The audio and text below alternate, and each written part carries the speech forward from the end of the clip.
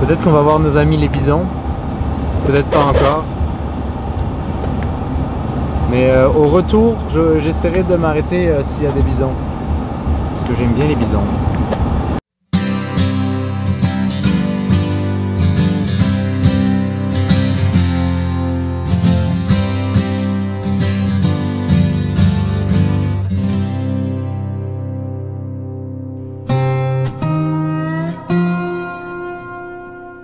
On a passé la frontière du Manitoba vers la Saskatchewan et il fait 24 degrés dehors, on sue. Après on va dire, oh t'es jamais content, quand il fait froid il fait trop froid, quand il fait chaud il fait trop chaud. Mais, c'est pas faux, mais je préfère quand même quand il fait froid. C'est moins fatigant en tout cas quand on conduit. Ce qui est drôle c'est que je regardais l'heure et... Quoi? 5 heures déjà de l'après-midi? Mais en fait, on a perdu encore 1 heure. Donc il n'est pas 4 heures, il est 3 heures. C'est bizarre de l'eau ici. Elle est bleue, elle paraît très propre. Mais avec tout la molasse et le potache qui est cultivé ici, enfin cultivé, qui est extrait ici, je pense pas que ce soit très safe de boire cette eau-là.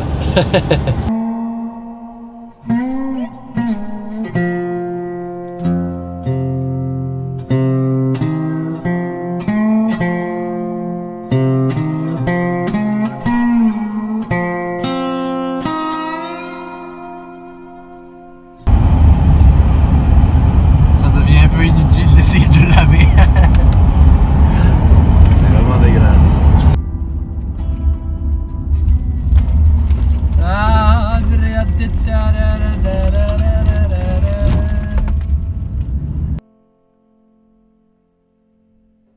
Jour 2 en Saskatchewan.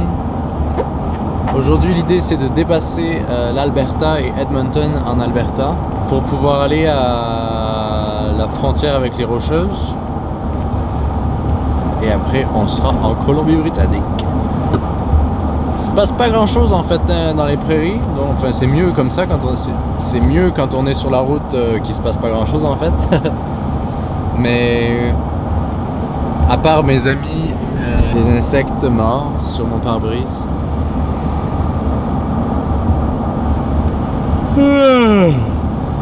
Faut se tenir droit, c'est dur de se tenir droit quand on conduit toute la journée.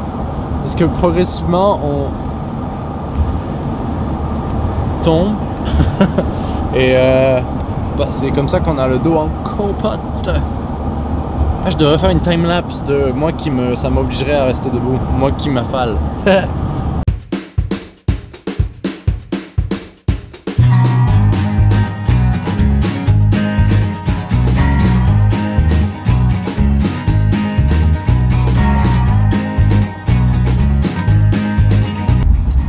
Je pense qu'on vient de passer la frontière avec l'Alberta.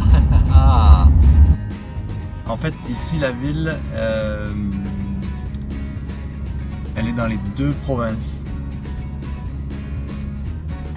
Intéressant. Oh.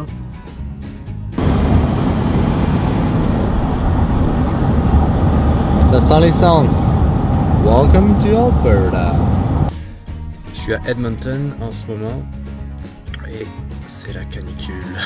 Il fait 30 degrés. Les joies de la ville.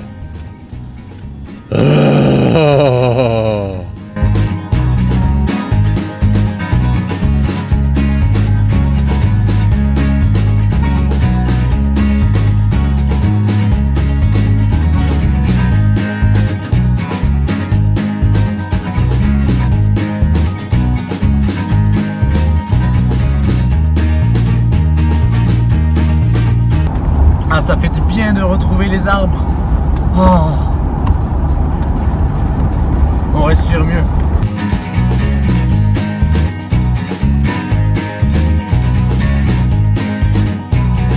Au fond, derrière, on voit les Rocheuses. C'est assez fou comment le paysage change en 200 km. On est tout de suite de l'autre côté des prairies. Et très vite en fait dans une aire où il y a beaucoup d'arbres et finalement sortir d'Edmonton c'était beaucoup plus long que prévu. Moi je me dirige à la frontière de la Colombie-Britannique, enfin non en fait à la frontière des Rocheuses, au pied des Rocheuses, c'est une ville qui s'appelle Hinton.